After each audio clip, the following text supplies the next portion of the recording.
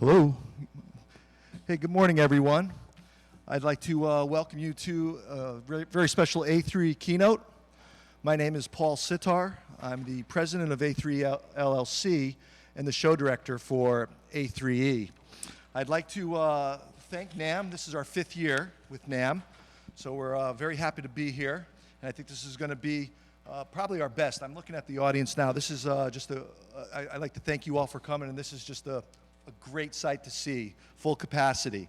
So thank you, NAM. NAM has been there to help us support our mission of looking at the future of technology and bringing together artists, developers, and the music technology companies to explore and work together and just exchange information and ideas to see what the future is going to look like. Sorry about that. I'd like to thank Mixhalo for creating an amazing opportunity to come in and demonstrate their technology, and iZotope as well. I want to mention that iZotope has been with A3E since 2014 when we first launched up in Boston.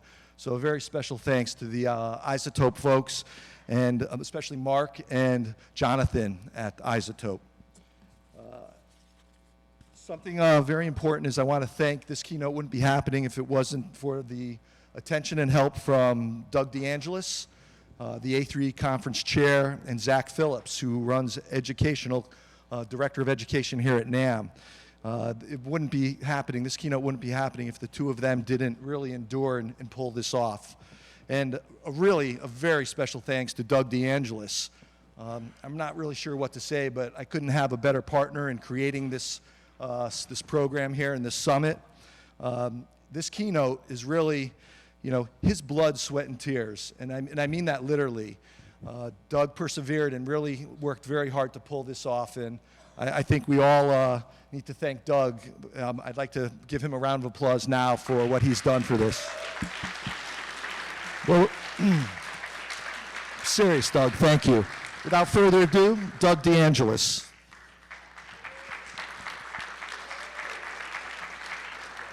Cool, thank you. Cool, thank you all. So, this is going to be a lot, so sit back and saddle in. Has everybody heard the rumor about needing headphones and having headphones and all that? Yeah, everybody? Everybody download the Mixhalo app already? Anybody who hasn't, give me a hand up so we can send somebody your way. Do you need a device and headphones, or do you just need to download the app? To get it going. It's super easy. You download the app. When you open the app, it just tells you hit a button and you're connected. So this is going to be quite an amazing day. First of all, I just want to give you a little understanding of what you're going to see coming forward. First, a bit on me, my background. I started when I was very young as an engineer. I had my first platinum record when I was 18. Was 9 Inch Nails' Pretty Hate Machine. After that, I moved to New York. I spent 12 years working heavily in electronic music and dance music.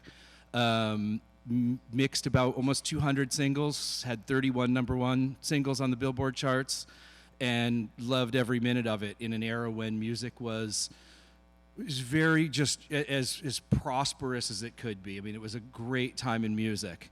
Now is a great time in music too, but it's a really different time. And we're going to get real deep on this keynote. We're going to see some amazing technology, and then we're going to talk about now. And we're going to talk about your industry and the industry we're in now and how different it is.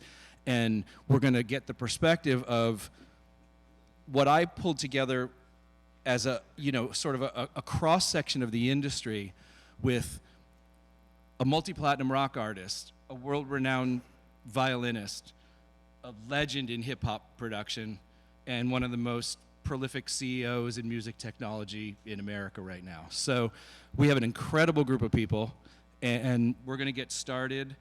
I'm just super excited, so let's roll right into it. I'm going to bring up first Mixhalo, and you're going to get to see an amazing look at some new technology. So Mike and Anne-Marie, come on up. Let's give a huge round of applause for them. Thank you, Doug. All right. So as Doug just said, I'm Mike Einziger. This is Marie Simpson, and we're the co-founders of Mixhalo. Mixhalo is a proprietary wireless networking technology platform that allows audiences at live events to connect directly to the soundboard to hear studio quality audio with the technology that you've already got in your own pocket, with your own device, your own smartphone, and your own pair of headphones. So today, we're going to explain to you what it is, how it works, and then we're going to let you experience it for yourselves. Remember, if you want to experience it, you're going to have to download the app, as Doug just said, and you're going to have to get your wired headphones ready. I just want to take a second to thank our sponsor, Beats, for providing headphones for you to use today if you needed to borrow a pair at the back of the room. And also to call attention to the fact that we are using wired headphones today. This is to ensure that we don't add the latency of Bluetooth. So before we count down to the future, we want to take a look back at the past technology that inspired our innovation. And we're going to share our founding story, which starts in an Incubus rehearsal room. So at the time, this is back in 2016, Skrillex asked me to be his musical director for his performance at the Grammys featuring Justin Bieber and Diplo. And what do you do when you're putting a band together with Skrillex, Diplo, and Justin Bieber? You call John Theodore, the drummer of Queens of the Stone Age, to be the drummer. And so at the same time we were rehearsing for the Grammys, I was also rehearsing for an Incubus tour, and John wanted to come over and check out an Incubus rehearsal. So when he came to our rehearsal, Ted Whitaker, who's somewhere around here, he's Incubus's production coordinator for the last 25 years, and now also a Mixhalo lifer. He came up and asked me a question that he asked me pretty frequently. He asked me, do you want to give John a radio pack so that he could listen into the rehearsal? But for some reason, the question hit me differently that day, and I had an epiphany. I asked myself, what if we could allow the audiences at our concerts to tune in and listen the same way that the artists are listening on stage, but instead of using a radio pack and a pair of in-ear headphones, you could use your own phone and your own headphones. This epiphany to unlock artist quality audio to everybody in the audience needed a real technology solve. Basically, we were asking that there needed to be a new technology to stream audio content with zero perceptible latency to stadiums full of people. And this is a hard question to answer. Yeah, we recognized very early on that enterprise Wi-Fi as it exists today would definitely not cut it. It would not be robust enough to do what we needed it to do, to solve the problems we needed it to solve. So we came at it from a totally different direction and knew that we literally needed to invent our own technological solution to the problem. As artists, we came about this solution a very different way, and we just simply and naively trusted that technology could do whatever we imagined it could do. But as realists, we were really lucky to meet Vic Singh and Nate Pollock. Vic is now our CTO, and Nate Pollock is our solution network engineer. Basically, they left Cisco Meraki and came to Mixhalo and joined our team with their deep understanding of networking, Wi-Fi, and mobile technology. Their genius, wizardry, sorcery, magic, all of that came together and Mixhalo was born. We're gonna go ahead and show a 1-minute video just to show you how it works. At live events, Mixhalo delivers high-fidelity audio anywhere in the venue with imperceptible latency. How do we do this? Let's start at the source. At traditional events, live audio goes into the soundboard and out of the PA. At Mixhalo-powered events, live audio can also take a new path. The audio travels from the soundboard to the Mixhalo server, which encrypts it for security purposes. Next, the audio travels to Mixhalo antennas, which broadcast like radio towers, reaching everyone without a loss in speed or audio quality. Finally, the audio arrives at your phone, a complex journey with a simple result. Front row audio for everyone, no matter where you are. Mixhalo absolutely transforms the way that we can listen at live events. Live sound is ephemeral, and that's why it's important that we can hear perfectly in the moment. Artists understand this, and audiences understand this as well.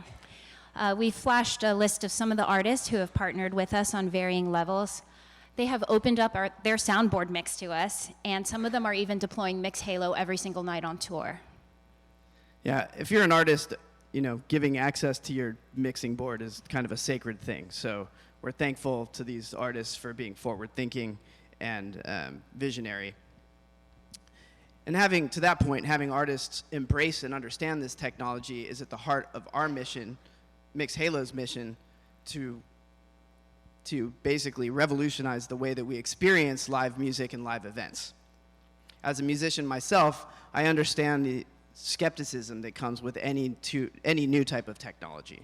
Streaming confused the entire industry, and it's taken well over a decade for us to figure that out. We haven't figured it out entirely, but we've come a long way since then. But to that point, we understand those concerns. And as artists, we really do believe that it's important that we embrace, understand, and utilize this technology to our advantage so that all of us can win together as artists. And there are so many ways we can win together. From a hospitality perspective, artists already know that giving the sound pack to fans and to their friends is a really intimate and special thing. When you listen through headphones and your sound pack, you're able to hear in a really privileged way. Artists are already giving these to their crew, to their band members, and to their most precious VIPs. So the amazing thing about listening this way is that it's not a second screen experience. When you're using your ears and not your eyes, you can really immerse yourself in what you're hearing. It's also a completely additive experience, meaning that it takes nothing away from the baseline experience of being at a concert. It's simply another option that's available if you want to plug in and listen through your own phone and your earbuds. Mixhalo also gives artists the opportunity to use our technology to be creative, and they can offer different ways for artists to, for example, expand their VIP offerings. One such artist is a little group called Metallica that some of you might have heard of, and they had an awesome forward-thinking idea to provide multiple channels, multiple mixes that their biggest fans could tune into and listen to, each mix featuring a specific member of the band. And then, we've been building our presence in Las Vegas. We've got a residency at the MGM Park with Aerosmith, and they've given their biggest fans the opportunity to watch the show from the stage, actually from more of the band's vantage point, and in a place where traditionally people wouldn't actually even be, because it's really difficult and almost impossible to actually get good sound in those areas. And another artist that we worked with is Charlie Puth, who used our technology to enhance his VIP soundcheck experiences. And Charlie told me himself that he felt like with Mixhalo, he felt more connected to the people that he was playing for, and it actually made it easier for him and more comfortable for him to interact with his own fans, which is really cool. Mixhalo provides a new platform for artists to create more personalized content, for fans to lean in and have a more intimate engagement, and to simply hear better. On top of that, it's creating additional revenue streams. If that's not enough incentive, Mixhalo also functions as an emergency broadcast system, as a language interpretation tool, and lastly, it services the ADA hearing disabled community.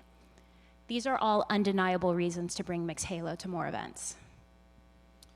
So now that you've heard us talk about the future, now it's time for you to experience the future. So again, make sure you download the Mixhalo app, make sure that you get your headphones ready, and we're about to do something that you would not normally do at an event like this. We're going to kill the PA system. There are going to be a couple of tips, as you'll see here on the screen, to optimize your experience. Make sure you turn off your AirDrop. And if you've done everything correctly and you've got your earbuds in and you're in the app and you hit play and you hear the sound of rain, that means you've done everything the right way. We're going to go ahead and put a 60-second countdown before we enter the future. This is just extra time for you to make sure that you have that app downloaded, that your wired earbuds are in. We all know that you're early tech influencers. You're competent. You've got this. We're promising you the sound of magical rainbows and sparkles, and you don't want to have FOMO on that. We're tap dancing right now. We're just... Yes. Okay, to turn off your AirDrop, you go to System Preferences, General, and then Someone there will come over and help should you. be an option that says, You can just pull down to your controls and you hold between these four right here. It will pop open and then your airdrop turns on and off right there. The pressure is mounting. oh my gosh, Crazy only things are 5 about to seconds happen. left. Craziness. All right, here we go. Should be here in rain.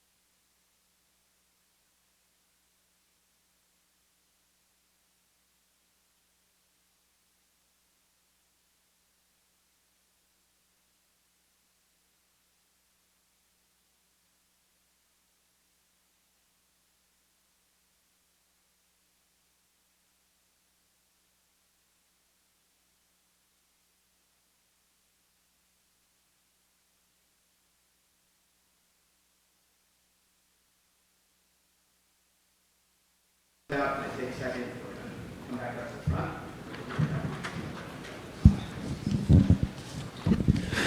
All right.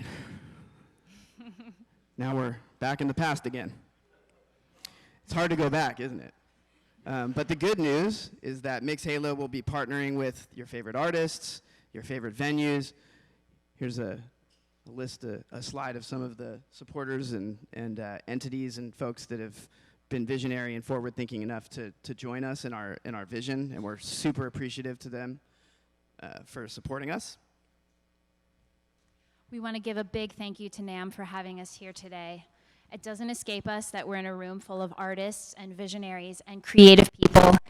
We know that you're going to have ideas for our technology that are beyond ideas that we would ever be able to have ourselves. So we would love to hear from you. If you want to reach out at info@mixhalo.com, or if you want to flag down any one of us or anybody that is with Mixhalo, please do that. We want to hear what you have to say. And thank you to everybody for coming out. It's been an honor and a pleasure to be here at NAMM speaking.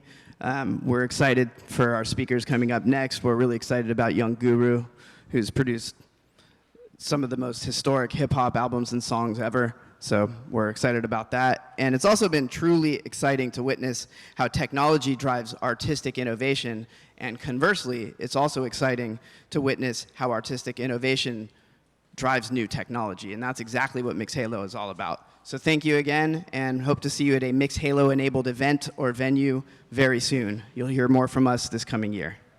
And thanks to Doug. Thanks to NAMM.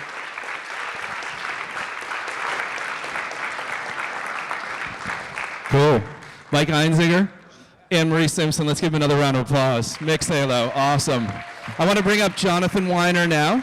He's the Director of Education at iZotope. He's going to talk for a few minutes, and he's going to introduce our next amazing guest, Young Guru. So let's give a warm welcome to Jonathan Wyner. He's also the incoming president of AES.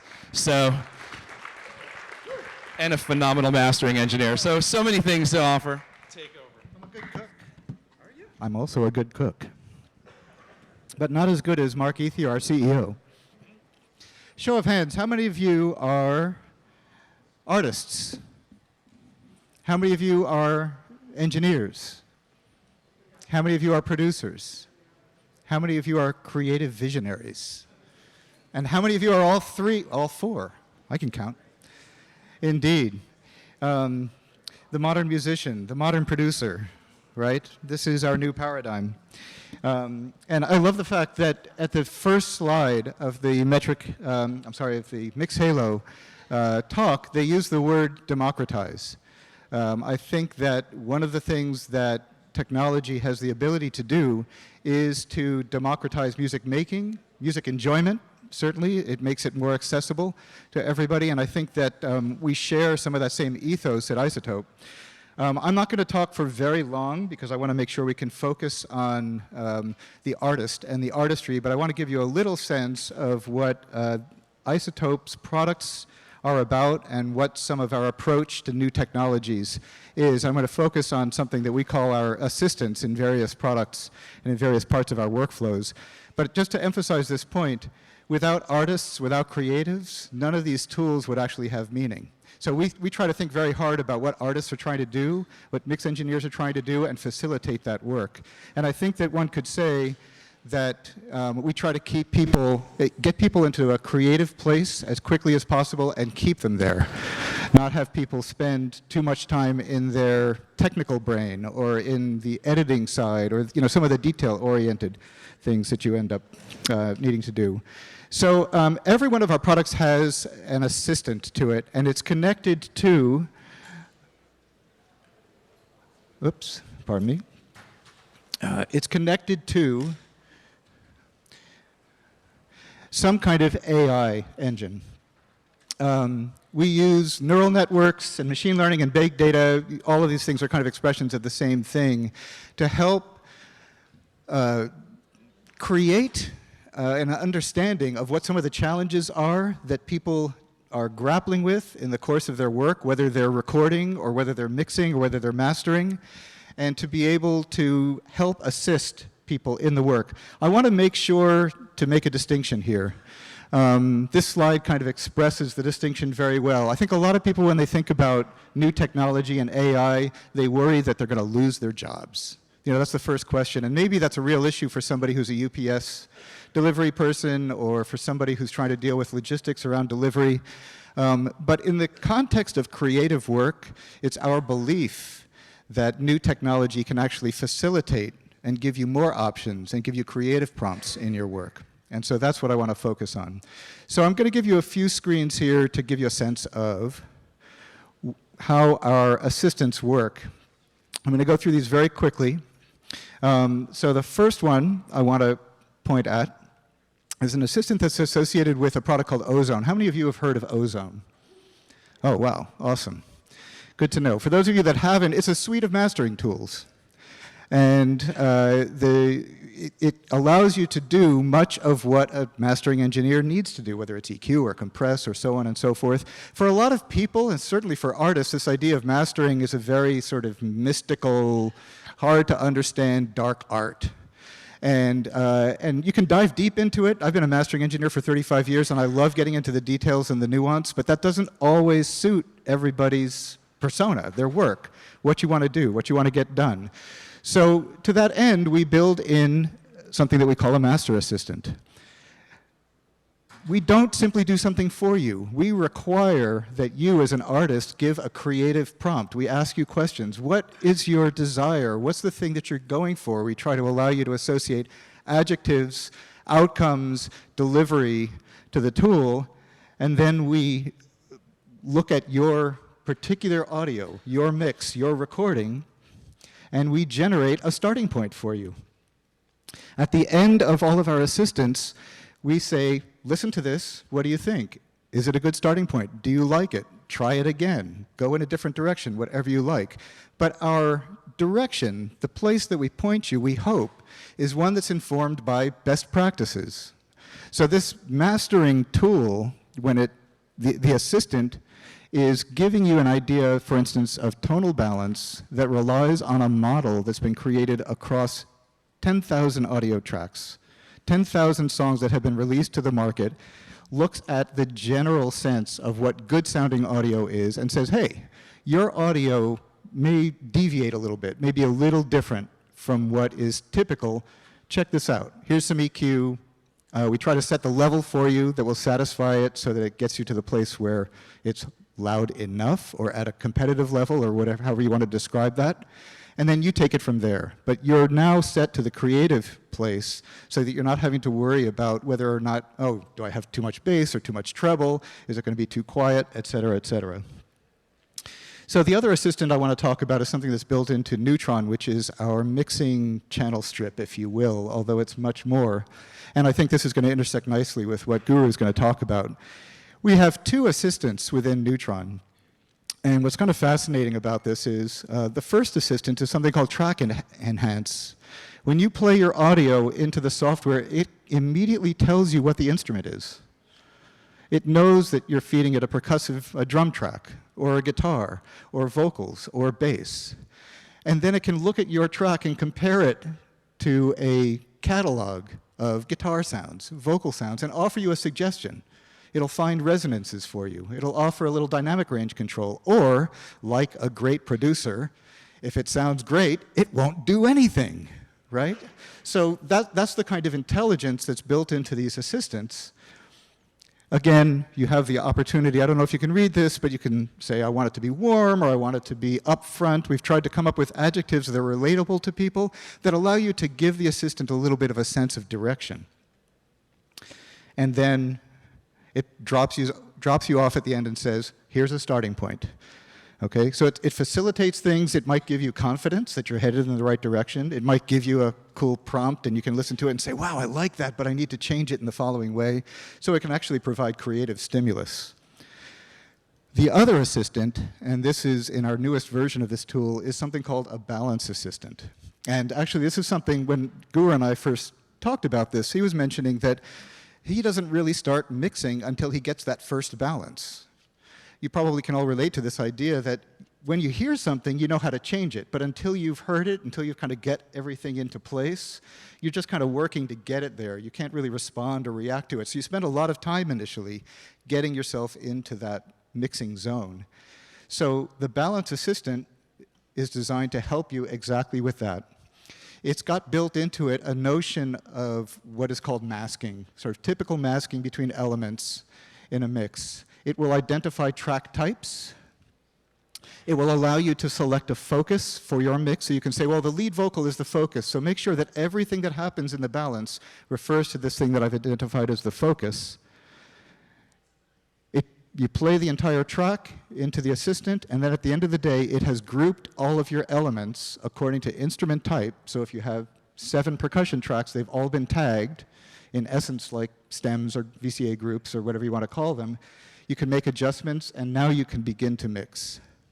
So hopefully this gives you a little bit of a sense of what we try to do when we think about assistants and new technologies. We also, I want to just say all of the companies that are doing these new things, trying to push the state of technology and the art forward, we love to hear from you. We love to get your feedback. We want to know what's useful, what's not useful. We want to understand what you want and what you need and what your challenges are. So please feel free to stay in touch with us. So now I have the unfortunate task of introducing someone who needs no introduction. I wouldn't say it's an unfortunate task. Maybe it's an honor. But one of the things I admire about Young Guru is he is not only a technologist, he's one of the smartest people I've met. He's incredibly versatile. I think he's identified with a particular genre, but my experience of his work is that he is a true musician and incredibly versatile and incredibly diverse in his approach. And so anytime I hear that he's worked on a project, I want to hear it. So without further ado, Young Guru. I'm sorry, Guru. Have we dropped the young?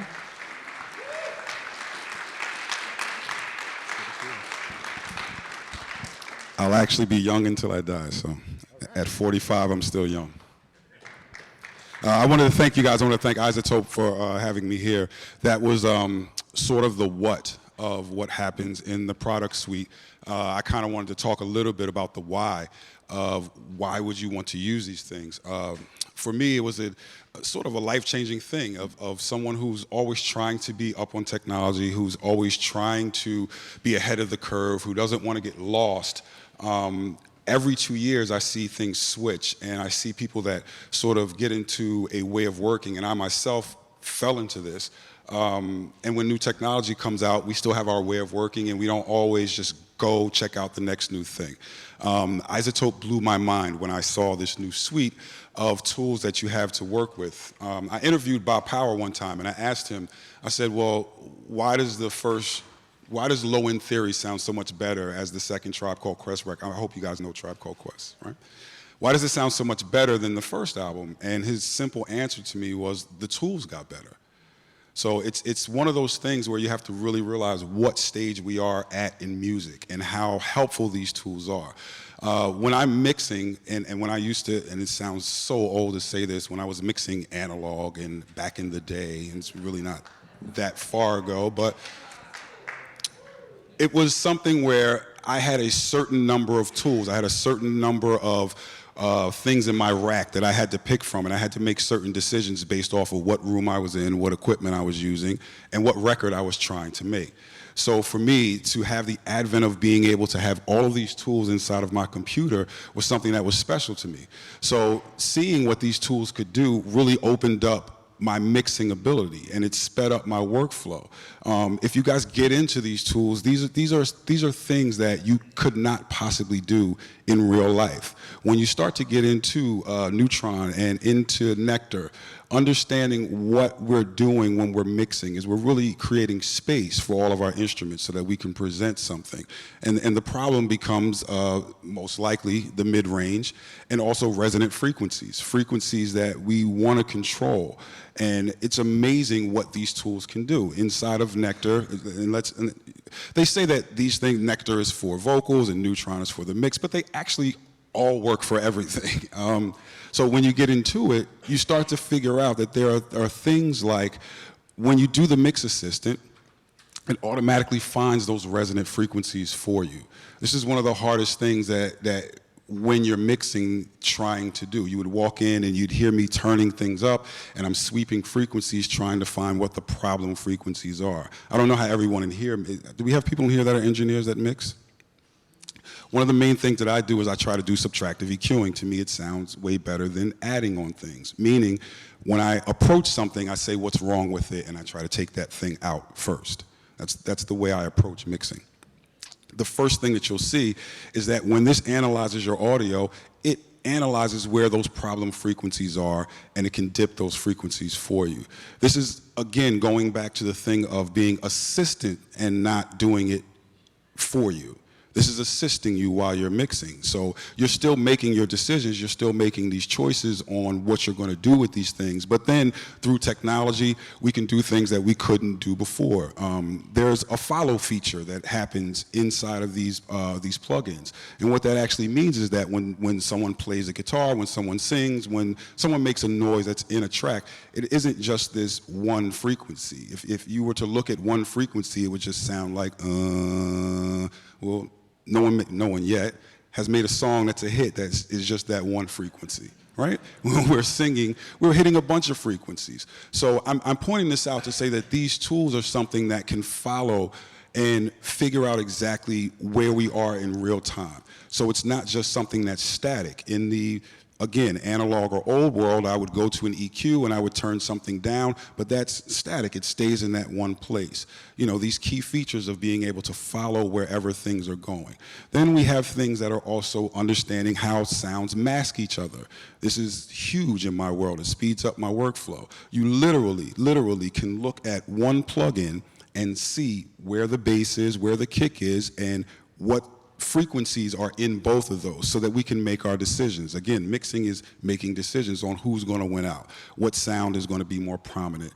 These things speed up my workflow. Something that would have taken me 3 hours to work on one vocal, I can now do in 30 seconds. Right? And it's literally that fast. A prime example is, you know, we all work in the real world. So sometimes when we present things, we say what the best case scenario is. But in the real world, we get presented with things that are not the best case scenario. So I was finishing a Meek Mill album, and we were trying to get a Jay-Z feature, and we didn't know if that was going to happen.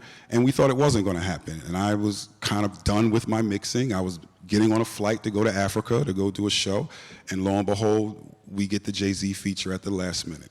So I had to push back my flight, obviously. I didn't have time to go in and EQ the vocal the way that I would have done it if I had 8 hours to do it. But lo and behold, everybody buys their plugins on Black Friday. That's what I do, sales. It was around Thanksgiving time. And I had just bought this plugin. So I was like, well, let me try this on this vocal. And it just blew my mind that in 30 seconds, I had already dipped out the resonant frequencies. I had already looked at how this is going to play against the rest of the music. And within, let's say, an hour time, I did what would have taken me 5 hours. This is the real world application of what these plugins can do. But in actuality, it really does speed up my workflow, you know. And then when I'm looking at the rest of the plugin suite, I'm noticing that it's taking care of the thing that really drives me crazy, which is figuring out who's going to win in what situation. And that's really all mixing is the presentation of what the music is. You know, I teach all of my students all the time, you know, this mix balance is something that is amazing, because I find a lot of students who walk in and they're presented with a track and they just start EQing things, and it's just sitting there listening to a kick, and I'm like, well, how do you know what you're doing if you're not listening to the rest of the song? So being able to get a quick balance of what the song is, feeling the vibe of where you're going, and to have so many different inputs, and then to be smart enough to say, okay, well, if I have a mix assistant and it doesn't know exactly what I'm going for, we can then feed it whatever we need to. Meaning, if you're looking at tonal balance, not only has this scanned hundreds of thousands of songs, you can also take your favorite CD, your favorite mixes, and feed it into tonal balance and call it whatever you want. So now I can literally have my mix compared to a Dr. Dre mix. I can literally have my mix compared to a Jason Joshua mix. I can have my mix compared to an Ali mix. And those things are great because then I can jump in between. I can also move around where the instruments are for my client. So if the drummer and the lead singer are arguing on, are we going to have crowd perspective or drummer perspective, I can jump back and forth while they argue and figure out what we're going to do. This is real world situations of what actually happens. All of these things are what technology is supposed to do. It's assisting us but not doing our job for us. And I think that's what the beauty of what iZotope has done. And for me, this can only get better. So as you check out this plethora of tools that they have, understand that this is exactly for that. It's to help us. It's for those of us, I don't claim to be a mastering engineer. And you guys should check out Ozone because this allows us to at least understand what our music is going to sound like in different genres really quickly. And it's also solving this problem that we have of streaming levels. Right? This is, I think, one of the biggest blessings that Ozone has is that it presents us and says, hey, this is the level where it's going to stream in iTunes, this is the level where it's going to stream in Spotify, and we get to hear those differences before we send those things out as a professional, and especially for the people who are doing this in their bedroom. So as you guys go through, just make sure that you check out all of the suites that iZotope has, and these are the applications of what they can do. The technology is amazing, and it's only going to get better, and I thank you guys. I appreciate it. Thank you. Cool. I'm going to bring everybody up now for group talk. So, again, let's get another round of applause for Young Guru. Awesome. Now, don't go away. I'm going to bring everybody up right now. We're going to have a little group discussion on some industry thoughts, industry questions. So hang around. Come on, guys. Let's get everybody up. Mark Either, CEO of iZotope. Warm welcome for Mark, please. Welcome back, Young Guru. And Marie Simpson and Mike Einziger. Let me just pull these forward a little bit. Let's pull them forward just a little. Maybe there's cabling. Yeah, that's okay. If we can, just pull them forward a little bit. Cool. And I need my chair. All right. So thank you all. That was fantastic. I just want to get a little group discussion, then I want to take some questions from the audience, if that's cool. It's weird with that thing in front of us, I know, but it's there and it's bolted to the ground, so the Death kind of Star. is what it is. All right, cool. So, Mark, let's start with you. iZotope is obviously one of the most influential music software companies in the world. I mean, it's a household name. It's what I think everybody's using something iZotope if you're deep in this in any way. Thank you. What's the most valuable perspective you gain as a CEO from artists like this working with the technology and giving feedback? The most valuable perspective, I think, comes back to the music or the storytelling. I mean, at the end of the day, that's why the technology exists. So to me, being able to have, and you said it exactly as I say it, the interaction between the technology and the art and the technology is just, it's the most important part. And so to ground us in what are musicians trying to do, what are the artists trying to do, because it is so enticing, and you can rock around the floor of the show and see it, to get hung up in the tech specs and the sample rate and the bit depth and all these other things that just don't matter at the end of the day if it's a great song. And so to me, that's the thing that really is the most important perspective, is to stay grounded in the music. Yeah, I mean, Guru, you can take the same question. I mean, I as an engineer never care about any of that stuff. I've always was I don't care about any of the numbers or any of it. Yeah, it's always song first, and I think sometimes us as tech people, we get so caught up in those things of discussing numbers and discussing, which to us is important, but you have to remember what you're servicing. You're not selling numbers to the public. You're selling a song. You're selling vibrations. They literally don't care. They don't know that you mixed it on a Neve or an SSL or in the box. They have no concept of that. They're listening to a song out of 2 speakers, and that's all that matters. Do you find yourself, though, like, coming out of the analog world and then living in the plugin world, do you find yourself just innately feeling comfortable when a plugin feels like what you knew then? Is that because it happens to me all the time. I wind up going back to them constantly. There's, I guess, two ways I look at it, too, and I'm trying to say this as fast as possible. One is that we went through this thing of emulating things that we were used to, and I think visually, the picture looks like the thing, but that's the way we used to choose gear. So if I'm sitting mixing and my rack is behind me, I would turn around and I would choose to insert something, but I'm looking at it, but that me looking at it is imparting a specific sound in my mind, right? Correct? Sure, yeah. So if I look at this specific compressor, I've used it enough to know the sound of it. So I want to see that same thing.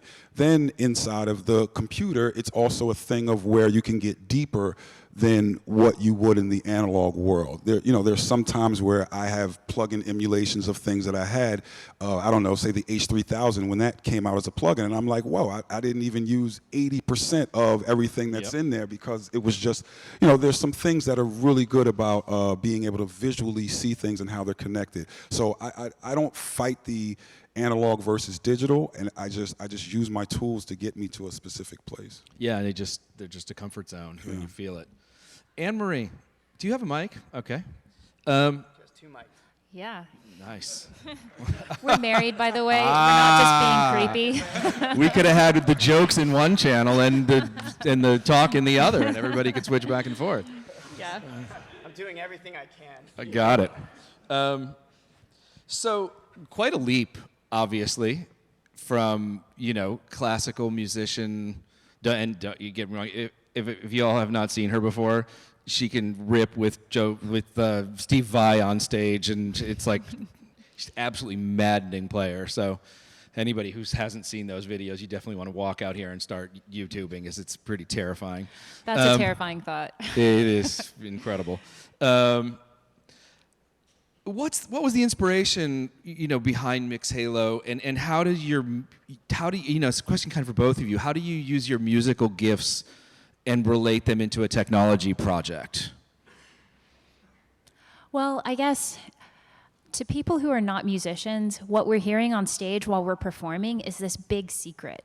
Almost every year, there's some catastrophic failure of an artist's in-ears. Like I'm thinking about Mariah Carey at New Year's Eve, or somebody at a Super Bowl performance, and they just sing very badly, and then the press is terrible, and every artist who sees this understands exactly what happened.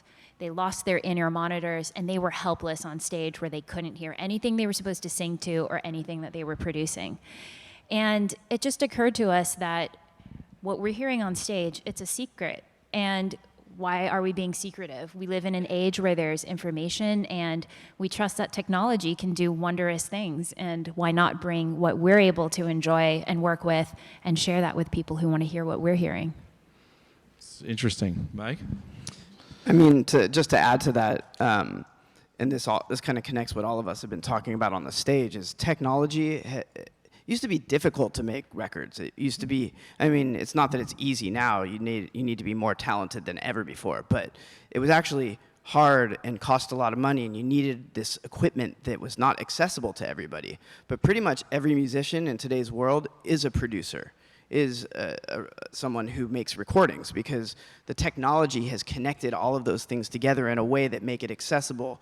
And what Mixhalo does is it takes all of those technological advancements and allows that stuff to come into play in the live performance arena. So now you can use all these incredible plugins to create a better product for people to listen to, and it's pretty exciting. I think we're only in the infancy of it, but when people start getting creative, like Anne-Marie said while we were all on stage, everyone is going to figure out ways to use this technology more creatively than we do. We're just the ones who thought of it, but people are clever, and so that's one of the things that excites me the most is that idea. It was a fun moment when I watched people switching back and forth, and they realized what was actually happening. It was a good little moment.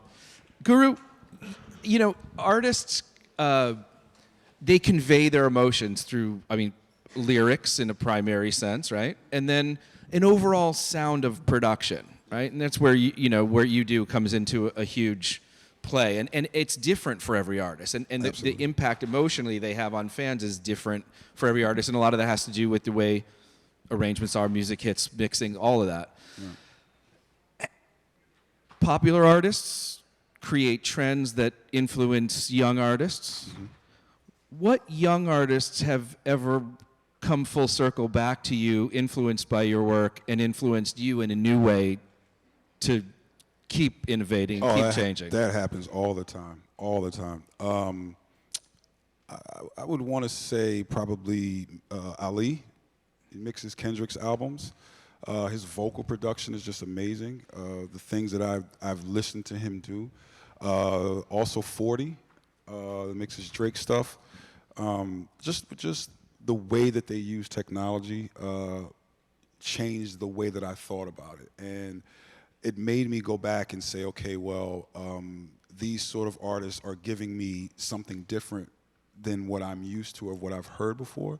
So it's weird when they say, well, you inspired me, and then I listen to their work, and then they inspire me as well. And it's not just in just hip-hop, it's just music in general. So me just listening and listening and listening, like I can't stop listening to the Brittany Howard album right now. You know, those things are very inspiring to me or stories. Do you find yourself actually doing new things, changing, things that maybe you did that were signature things, and kind of chasing new? Absolutely, especially in vocal production, but also in terms of arrangement now. I think it's just so much easier to try so many different things.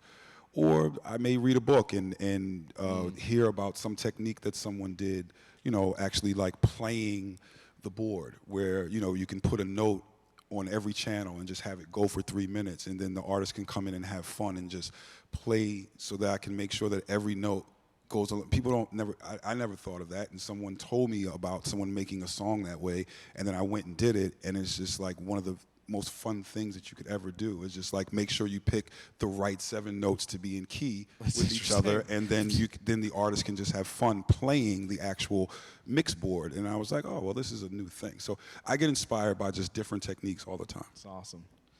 Mark, what advice would you give new technology companies, new startups, people at NAMM, even if they're not part of a company, just developers, kind of breaking into the industry to better serve creatives instead of focusing on themselves? Yeah, I think we just hosted you at iZotope a couple weeks ago. I think for me, it's connecting with the artists and finding out what they want and what they care about. That's the most important thing. I find that some people who start companies, they're very passionate. They have an idea. They know exactly what they need to do, which is awesome, but you need to leave some space to be wrong and to let other people influence that. And so to me, that's one of those hard things of having an idea you're passionate enough about to like go out on your own and try and do something, and at the same time be open to being wrong and being influenced by people. I'd say the other part, and maybe this goes back to your first question, I think the artists also can be challenging, because we've definitely done things that we thought are awesome, and we put them in front of artists, and they've said, no, that's no good.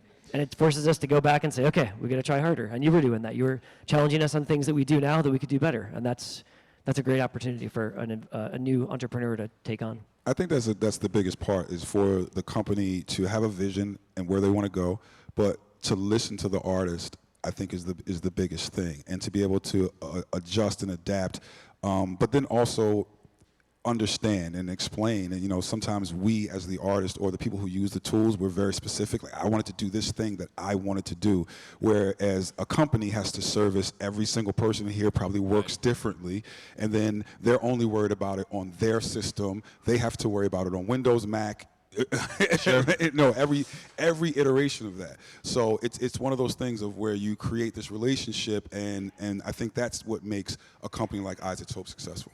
Yeah, this last couple of years, I've launched a development company in Nashville and developed a first technology, and it was a fascinating thing. And I'd love for Mike and Anne-Marie to chime in on their experience with this. But, as creative people, we lock into what we're doing. No one, people hire you to do what you do, and we're trained and we're built with this to have that confidence instilled in us that our guidance is right. That's what we're there for them.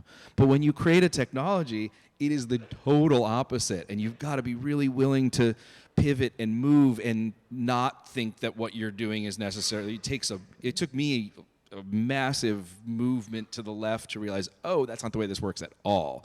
This is about the funnel's the opposite way. You're not the point of the funnel. You're the other end now. And how did you guys experience that as you had this idea how you wanted it to be, and then realize, wow, there's a lot to cope with that?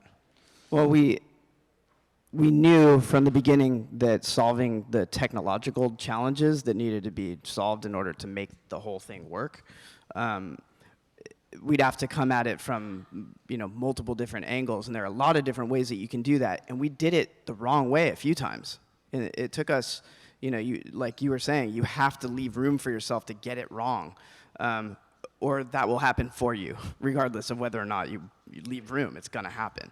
So we definitely, lots of trial and error, lots of, breaking things and ruining things, and before we eventually started to really find our way. But I think that's what really separates, if you really want to do it, you got to try really hard, and it's really hard to solve hard problems. And I'm sure Mark knows this more than anybody, but you've got to figure out adoption, like what makes people adopt it. You might think it's the perfect thing, but then you realize, there's something, even if it's really, abstract, that's just not clicking with people, and it's really challenging to do this. So that's another really important thing, though, is you could actually go and solve all those problems, and then no one could care at all. Right. Like, you could spend years thinking that you're onto this incredible thing, and then you're like, hey, everybody, look what I did, look what I got, and it'll just fall upon deaf ears sometimes. So that's also a possibility. I want to take a minute and see questions from the audience. Anybody have a question for one of these folks? All right, let me come down and we'll do that.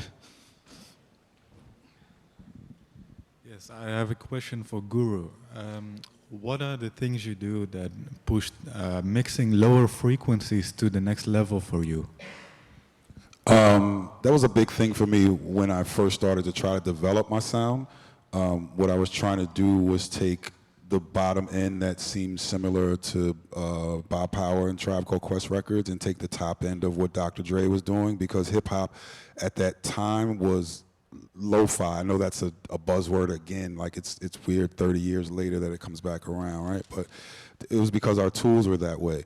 So what I would do was like early things like multi-band compression before there were multi-band compressors, I guess. Trying to figure those things out, of actually splitting signals on a board, affecting them different, and then bringing them back together. And again, not to sound like a commercial, but one of the biggest things is now where I can use iZotope stuff, and I can say, okay, well, there's, in this modern hip-hop world, there's an 808, there's a bass line, and there's a kick. All of those things can't live in the same thing, right? It's the physics thing of two atoms can't occupy the same space at the same time. So what I can actually do is look at where the frequency of my kick is in relation to my 808, and sort of carve out those frequencies so that the kick can actually hit harder, if that makes sense. It would seem weird to be taking bass frequencies out of something that low, but I'm carving space so that they can all sit together. That's really the big thing, is to carve the space out. And then there's also another feature that you have inside of the plugins, where you can tell this plugin to look at this plugin. So every plugin every instance of these plugins can all talk to each other.